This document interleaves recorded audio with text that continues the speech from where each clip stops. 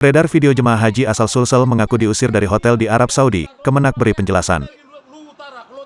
Beredar video jemaah haji kloter 14 asal Luwu Utara dan Luwu Timur, Embarkasi Makassar, Sulawesi Selatan, mengaku diusir dari hotel, tempatnya menginap di Arab Saudi. Dalam video itu, tampak seorang jemaah haji laki-laki direkam oleh seorang jemaah haji perempuan. Jemaah haji laki-laki tersebut mengaku terlantar di Arab Saudi. Minta tolong Pak, kami dari Luwu Utara kloter 14. Semoga pihak Provinsi Sulawesi Selatan untuk memperhatikan jemaah haji kloter 14 Luwu Utara dan Luwu Timur. Sekarang terlantar di Arab Saudi. Tabe, kata pria tersebut.